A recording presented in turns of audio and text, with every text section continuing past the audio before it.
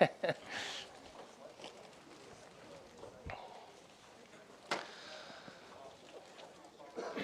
just wait for these people to get seated.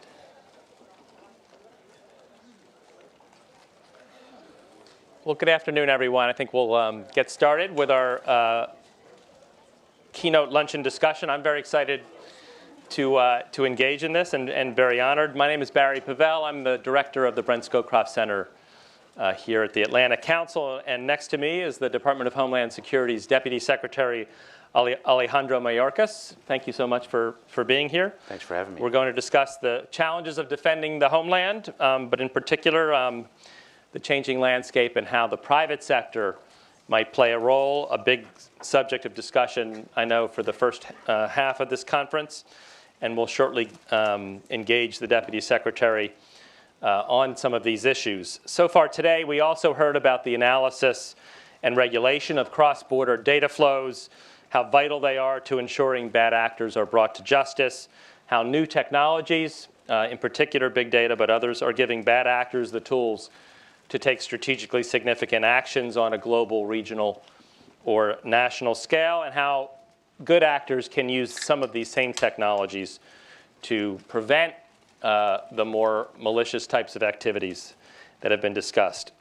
We have to be mindful, as some of the panelists have highlighted today, that the foundation of all of this, good and bad, is a very intricate and ever-expanding system of systems upon which our lives, our governments, and our economies depend. The trend is certainly toward more integration and connectivity, toward better and faster devices, billions of them coming with the Internet of Things.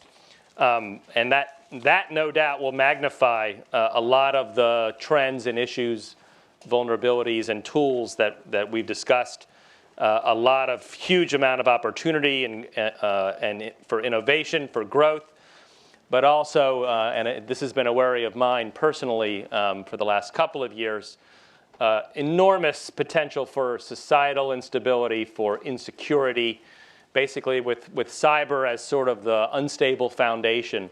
We're loading on top of it the Internet of Things, but also a number of other technologies that are coming down the pike that'll be at least as impactful as the Internet has been. And so I think we have a lot more coming, and we want to try to sort of think about it as much as we can before it comes. In the Scowcroft Center, we've recently embarked on quantitatively modeling how do we assess risks to the Internet, how are they relating to benefits of being connected. And the results from our initial model runs have been stunning. We had an event here last week outlining those results. And in a nutshell, in advanced economies, we are already seeing spending on an annual basis a greater percentage of GDP on covering data breaches, on responding to attacks, and defending critical infrastructure than we are in terms of what we're reaping economically. And that's on an annual basis. So how do we use public-private partnerships to work on this, to get more efficient and more effective?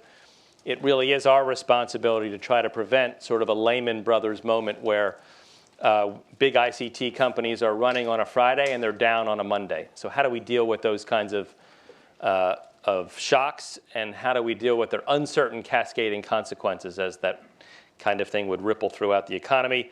There's also the persistent threat of terrorism, dual-use disruptive technologies like bio and robotics and nano. So a lot to cover. I'm not going to ask you a question about all of that, but I think a lot of it is relevant and very, very interesting for this discussion today. Let me do a brief biography of the Deputy Secretary, and then we'll go into some questions. Deputy Secretary Mayorkas was sworn into his current position on December 23rd, 2013. Prior to becoming the Deputy Secretary, he served as the Director of the Department's United States Citizenship and Immigration Services effort. And this is the agency charged with operating the largest immigration system in the world. Before that, he was a partner at O'Melveny & Myers. In 2008, the National Law Journal recognized him as one of the 50 most influential minority lawyers in America. In 1998, he was nominated by President Clinton and confirmed by the U.S. Senate to be the U.S. Attorney for the Central District of California, at the time becoming the youngest U.S. attorney to serve the nation. In addition to leading an office of 240 assistant U.S. attorneys, Secretary Mayorkas served as the Vice Chair of the Attorney General's Advisory Subcommittee on Civil Rights and as a member of the Subcommittee on Ethics in Government. So quite an accomplished resume, quite an enormous span of duties in his current position, which we want to delve into in great detail. And I think I'll start, Mr. Secretary, even though I know you don't want me to call you that. I think we'll start with some work that the Atlantic Council's been doing, where we think we're already in a different era of world history, but we just haven't named it yet. We think it's a Westphalian Plus world. It's a little bit wonky, but the point is nation states aren't going away, but they're joined on the stage by individuals and groups who are taking very, very significant action. So hence the Westphalian Plus moniker. We think some of the tools we're discussing today can just as easily potentially be used by groups as they can by states and large organizations, but they can also be used by individuals and small groups. And we also think that the private sector's role should really go on steroids, just to use a colloquial term, that a lot of the capacity, the knowledge, the expertise in a lot of these domains, cyber, but not only cyber, is in the private sector. How do we move from a model, even when I was in government, where we sort of consulted the private sector a little bit, but didn't really have them drive policies, drive operational configurations within the limits of our government and our system? How do we get to a place, restructure things where the private sector is really driving a lot of our efforts, a lot of the ones that you're really concerned about? So first of all, let me say thank you, Barry, and thanks to the Atlantic Council for having me, and thanks to all of you for sharing your lunch with me. I would say the following, and I should add, in your description of the private sector as a reservoir of extraordinary talent and potential, it's also a place of increasing vulnerability. So I think we have to be mindful of that. And what we look to the private sector, we in the Department of Homeland Security look to the private sector not just as a partner in the promulgation of policy and the development of priorities, but in the cyber arena specifically, we look to the private sector as a critical partner.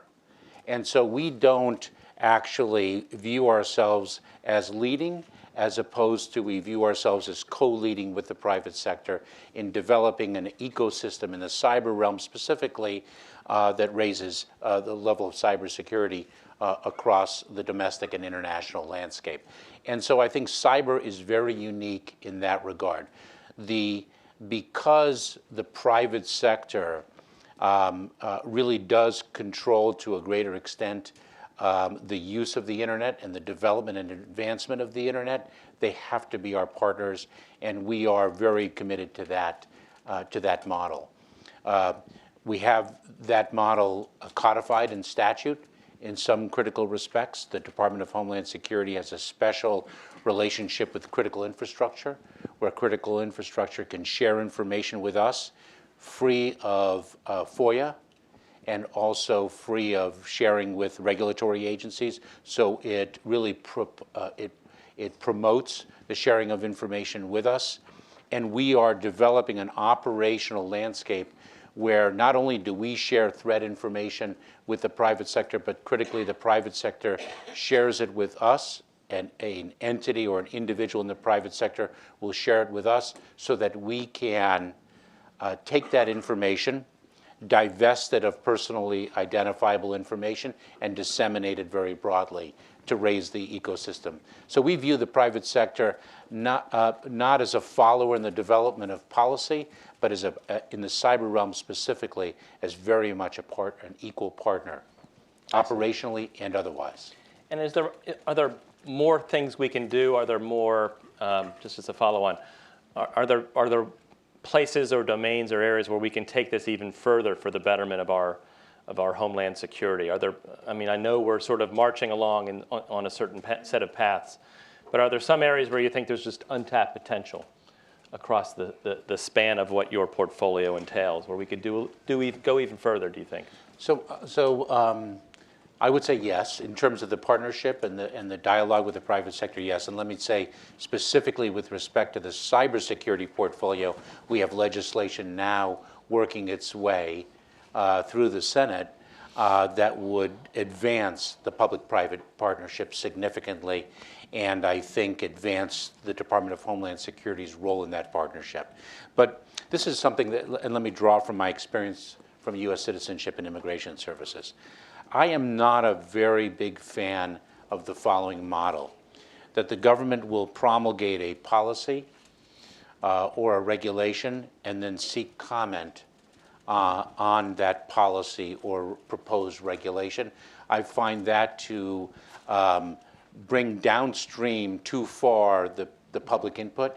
And I think before the promulgation of policy and before the promulgation of even a draft regulation, we have to collaborate more robustly with the private sector. So even what we propose has the benefit of that partnership. And so we try to advance that at USCIS, and we're trying to follow that model throughout much of our work in the department. I see. Thanks very much. Another question that comes up here in the work we do in the Scowcroft Center is how non-state actors can use some of these new technologies. We're talking about big data in this conference. How they can use these technologies for a lot of damaging activities. And so do you, where do you think this is headed? Are you worried? I think when we hear the term big data, it's just as we go about our daily lives, we immediately think of governments and very large entities using it for their particular purposes, but I don't think we think as much, although some of you in the audience undoubtedly do, but I think in general, people don't as much think of small groups, individuals using it for, using big data also for their own purposes. We haven't really seen that too much, I don't think, in the real world yet, but do you see it as potential? Do you see this coming? Do you think the culture in DHS and in the rest of our apparatus is thinking about those possibilities enough, using imagination in ways so that we're not as likely to be surprised by nefarious actors as otherwise we would be? So I think what we do is we look at the data, the means of storage, the means of protecting it, and analyze the vulnerabilities and seek to protect against the exploitation of those vulnerabilities, to cure those vulnerabilities and strengthen it. Quite frankly, technology, whether it's cyber or otherwise, is a great equalizer. So it doesn't require a big company or a state actor to exploit the collection of data. It can be in the hands of an individual because the tools are sophisticated. And certainly we have encountered across the government, across the investigative and enforcement regime, we've identified individuals that very well have those capabilities and have sought to exploit them. So we are very much thinking about that. We realize that the attacker is much more diverse than ever before, and so we are thinking about our protection mechanisms. Okay. Also, and I'm going to ask a few more questions, but we're going to break with think tank tradition and really make this a conversation with all of you. So please prepare your questions for the Deputy Secretary, and I'll be turning to you very shortly. You mentioned the cybersecurity legislation. It's on the Hill as we speak. What is your position on it? How important is it? Where do you think it could advance the ball? So we think it's vitally important for the public-private partnership. One of the key elements of that legislation is the elimination of what has been a barrier in the private sector's willingness to share information with the government, and that is the liability exposure. And so the legislation provides liability protection for the sharing of information, cyber threat information with the government. So we think it will advance the public-private partnership significantly. It also, I think, advances the role of the Department of Homeland Security as the portal with which the private sector can first communicate in the sharing of that information. And this is, quite frankly, one of the unresolved areas in this legislation, whether we are the primary portal or whether we are a portal with which the private sector can communicate. And we believe, and the administration believes, that the Department of Homeland Security should be the primary portal. And we believe that for a number of reasons, to include the following. Number one, the private sector has clamored for clarity. When we receive cyber threat information or suffer an attack, who do we communicate with first? And this would provide, if we were the portal, it would provide that clarity. Secondly, we are, as a department, we're a civilian department. We are distinguished in that we have a statutorily created Office of Privacy and an Office of Civil Rights and Civil Liberties. So we can take the information from the private sector, divest that information in near real time, in automated form, divest it of the privacy information that is not germane to the investigative role of other government agencies, and then disseminate it across the government, and also disseminate it throughout the private sector so everyone is aware of the cyber threat information that we possess, and so that they can protect themselves accordingly. And that privacy scrub role is a distinguishing characteristic of the Department of Homeland Security. I see. Thank you very much. I think I'll ask one more question, and then we'll open it up. I can't have the Deputy Secretary of Homeland Security on stage without asking what keeps you up at night in this area. What are you really worried about that you think we're not quite as prepared as we should be? So I'll pick one thing, although the truthful answer is everything. And that's not to say that everything is of deep concern from a public perspective. That's just a personality affliction that I have, that everything worries me. I would say the following. I would say the use of social media to galvanize an otherwise disenfranchised individual in the United States, to galvanize that individual to follow a terrorist or violent extremist path and conduct an attack in the homeland. We are extraordinarily capable, and when I say we, the government writ large, in identifying individuals whose vulnerability to that has been exploited by terrorist organizations or terrorist individuals. But we are challenged, not just from a resource perspective, but quite frankly from a technological perspective. Certainly everyone here has heard Director Comey and Secretary Johnson and other government leaders speak of the going dark problem, the phenomenon of encryption, understanding its value, its integral value to the well-being of the internet and the well-being of our society. We are cognizant of the challenge it creates from an investigative perspective with respect to homegrown violent extremists. And so we know the problem. We don't have a solution, but that is, I think, a great cause of concern. Certainly, I think that would be very high on my list too. It's a big one.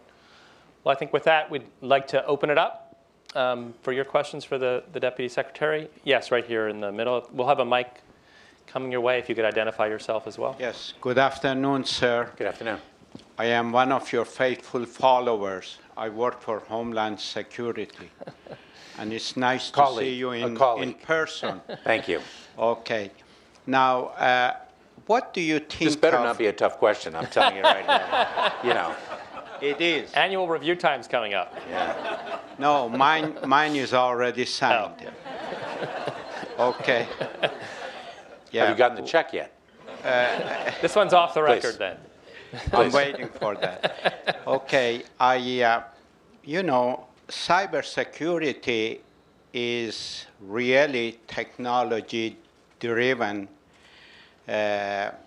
science.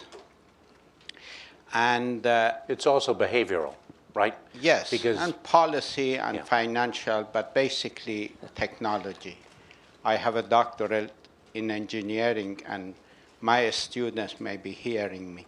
So what I would like to know is, we have presidents directives that is we are following in the government and DHS. Now, what I see from my vantage point, what I think is missing, we need to also somehow have an understanding of standards that are initiated through ISO or IEEE or Helsinki Accord, and some of the European countries have already adopted them, and I feel that we are falling behind in that area so that we will be able to coordinate and better collaborate with our friendly partners in Europe and in other countries. Thank you. So if I may, when you speak of standards, you're speaking of a standard of care, or are you speaking of behavioral norms?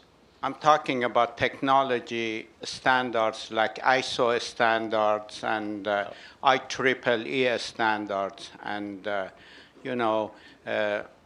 science and technology standards that are going to be governing our hardware-software interface so that we will be able to protect our systems and our infrastructures better by working with other nations. So I can't necessarily comment on the security of technological devices. I don't have that area of expertise, but I can speak to a standard of care. And the difficulty here is that the landscape is so dynamic and so fluid that the approach the government has taken is the NIST framework, the National Institute of Science and Technology framework, which says in developing one's cyber security, one should take a look at the following criteria and use these criteria to develop your security, your cybersecurity regime. We've opted not to define a standard of care, but rather to develop a framework, an analytic framework to enable others to develop their own level of cybersecurity. I will say, and this is a personal view, as a former prosecutor, I am very accustomed to understanding, seeing a clear standard of care and being able to judge conduct vis-a-vis that standard and assess whether that conduct violated the standard. In the cybersecurity realm, I don't see that same paradigm playing out. What I see is an absence of a standard of care, and I see an accountability machinery, whether it's through regulatory agencies, state attorneys general, finding companies liable for inadequate cybersecurity. And in my opinion, and truly my personal opinion, regrettably, the standard of care is being defined in the crucible of the courtroom rather than in the public-private broader discourse. Very interesting. Go to the back over there, please. Sharon Bovet, Voice of a Moderate. Quick question, kind of off topic. Have you ever thought about rebranding the DHS? Because I talked to a lot of people about candidates and issues, and I did some about the encryption after the OPM hack and whether they wanted the back doors. And they really had a bad image of DHS because of TSA. They see TSA as overreactive. They're taking away their peanut butter. They won't let them take watermelon on airplanes. And they really don't see DHS as a serious agency like they would the FBI. Now we're talking cybersecurity. We've talked drones, that issue is now going to the FAA. But there's a lot of serious issues that the DHS covers. And I think that people are not educated, especially with cybersecurity. And I know the ODNI has really come up and done some great things. But you are the Homeland Security, and cyber is critical to our Homeland Security infrastructure. So has there been any talk about rebranding or just, letting go of the TSA and making them go out on their own? Thank you. So let me say the following. First of all, the men and women of TSA do great work, and it's very difficult work. And I will tell you, it's difficult work for probably the reasons that you all understand. But quite frankly, it's very difficult to put an individual in a security role and inform that individual that you must make sure that nothing passes through you, or by you, I should say, that could cause harm. But let me also share with you that throughput, the speed with which people move by you, is critically important. So be fast, and there's no tolerance for a mistake. That's a very tough job. They do a remarkable work. TSA has a new administrator in Peter Neffringer, and I can assure you that in a number of months from now, whatever that number might be, you will not ask that question of me, because you will experience a very, very, and even more highly trained TSA workforce, thanks to the leadership of Peter Neffringer. Agencies deserve and need an opportunity to grow, and you will see that growth. On the rebranding issue, one of our components, national, and now you'll see why we're rebranding it, National Protection and Programs Directorate, is really on point. One of the components of DHS that's on point for cybersecurity. We're making it a more operational component, and we will rebrand it. And I think through experience in sharing information, cyber threat information with DHS, the Department of Homeland Security, and with our value-added proposition being realized, hopefully under the construct of this new legislation, I really think that you will not ask your question in another 12 months. Great answer. Why don't we go here to this gentleman in the front row? Hi, Scott Massioni from Federal News Radio. You mentioned the going dark problem, and it seems like NSA, DHS, DoD, Congress, everyone says this is a problem, but we're not really sure what to do about it. Is DHS doing anything? Taking any action to kind of figure out this problem? Is there a Tiger team? Is there a public-private partnership? Anything to kind of move things forward? So I think that's a great question. Look, we have identified the problem. I think the problem resonates when we communicate it, when we share that problem with our private sector partners. The value of encryption is well understood. What we have decided, I think, quite frankly, picking up on one of your initial questions, is it is not for us to have a Tiger team and figure out a solution and then and test that solution with the private sector. The direction that we have received from this administration is solve this problem in collaboration with the private sector, partner with the private sector. We collectively are asking questions. We do not have yet a solution, but it is very much a partnership-driven analysis. It is not unilateral. It's a big and growing problem. Let me go to the back over there.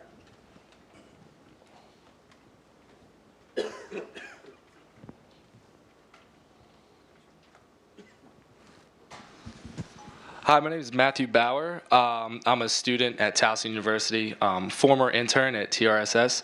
I'm not really, educated in, the technical aspects of a cyber attack or infiltration methods or anything like that. But in light of the OPM hacks by suspected Chinese hackers and the infiltration of White House networks by suspected Russian hackers, how vulnerable is critical infrastructure in the United States, pertaining to systems that operate electrical grids, nuclear power plants, water treatment plants, things like that? How vulnerable are they to infiltration by foreign state actors or non-state actors, while government secure systems are vulnerable? And what's being done to mitigate that? So I would say it's not a single answer. Because I think some sectors in the critical infrastructure domain are more advanced than others. So, for example, the electricity subsector, I think, is a model for the power and importance of information sharing. I think it was last November, the president issued an executive order that called for the creation of information sharing and analysis organizations. Prior to that, in the critical infrastructure domain, we had established ISACs, Information Sharing and Analysis Committees? Centers, maybe? Centers. Centers, yeah. I have to tell you something. Everything in the government is an acronym. I have forgotten how to speak. It's unbelievable.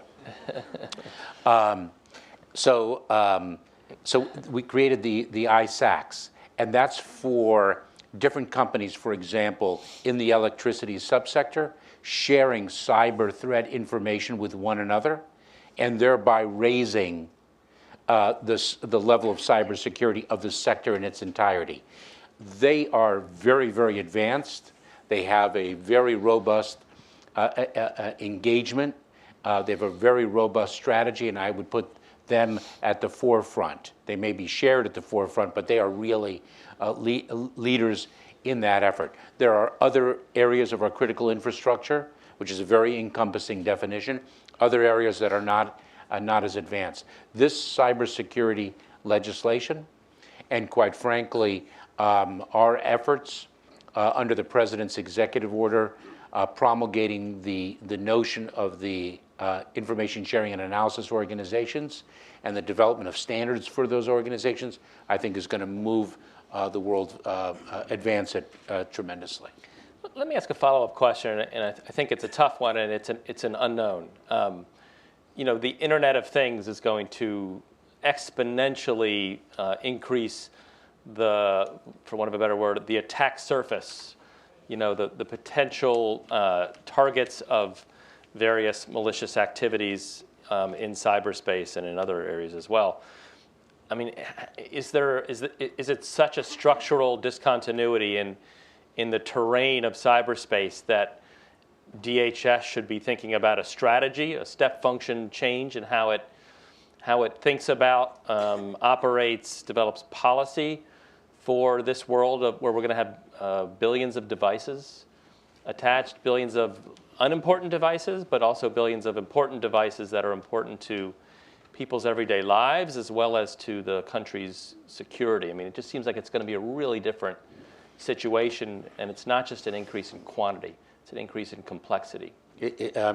All I can say is put an exclamation point on your statement rather than a question mark. It's an extraordinarily complex and extraordinarily dynamic environment, and it makes the promulgation of policy very challenging because the dynamism of change in the technological world has to be met by the dynamism of our policy-making functions. And so that's an effort that we have underway. Let me say, and we have to improve. We're not there. But we are making important strides. And before I say how, let me go back to the rebranding point in DHS, and I'll merge it with the critical infrastructure. You should research, if I may, ICS CERT.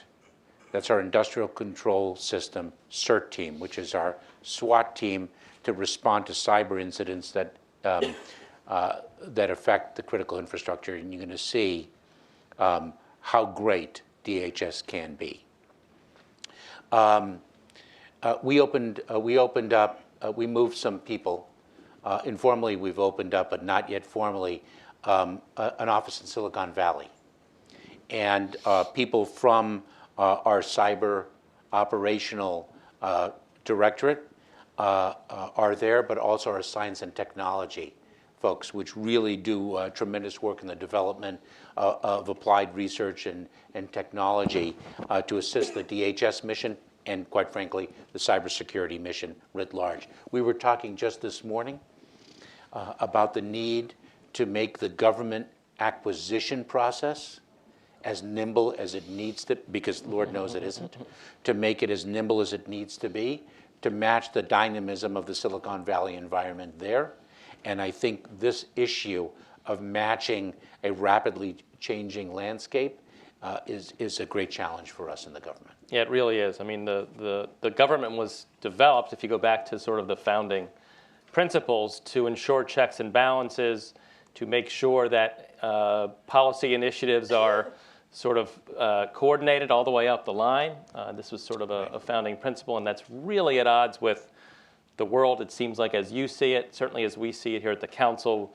Our proposed strategy for the U.S. was called dynamic stability. Because of the dynamism there, we have to really try to figure out how do we harness that dynamism instead of just trying to do things business as usual. So I think that's a great effort. It really sounds And I think, promising. and how do we harness the talent?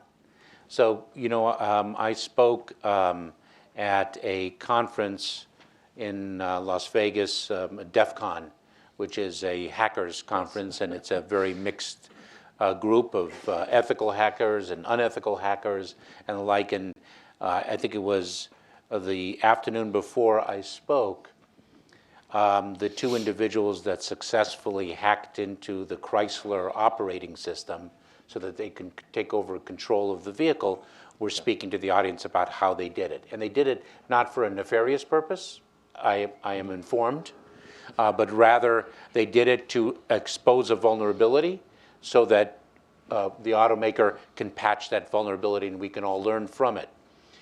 We're going to bring in ethical hackers into the Department of Homeland Security to harness that talent and that capability, and also bring a cultural evolution to our department. It's not a new frontier, but it's a new frontier. Certainly for the U.S. government, that sounds like a great initiative. We have time for one more quick question. Yes, sir. I've been asking too many. Give us All right, back in the back there.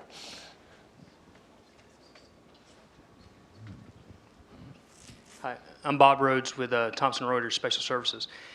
We talked a lot about cyber and public-private partnerships, but in the big data realm, one of the things that enables big data is not just the data, it's computing power. And compute power has been democratized now with cloud services, Amazon, Microsoft's Azure platform, private clouds like Thomson Reuters.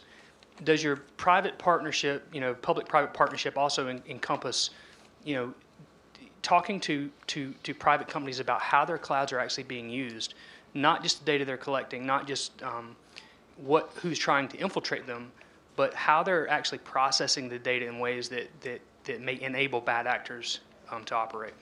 So I won't be able to delve very deep into this, but I can say yes, very much, and quite frankly, that discussion was had about 2 years ago now when I observed it for the first time. I personally observed it before I came to the Department of Homeland Security, when we in U.S. Citizenship and Immigration Services were continuing to move from a paper-based operation to an online environment, and we were going to the cloud, and we had that very discussion, and whether we were going to use a cloud environment that resides in the private sector, whether we were going to create our own or otherwise, and we went through that analysis, and that analysis actually spurred a greater level of collaboration with some of the entities that you yourself have identified with respect to the use of the cloud and all the implications for cybersecurity. So that dialogue is very robust. Very, very interesting. Well, unfortunately, we're out of time. I have lots more questions, but we'll have to let you go and Thank you. Back to your important day job. But thank you very much for coming here. Thank you very much. The next panel will begin after a 5-minute break.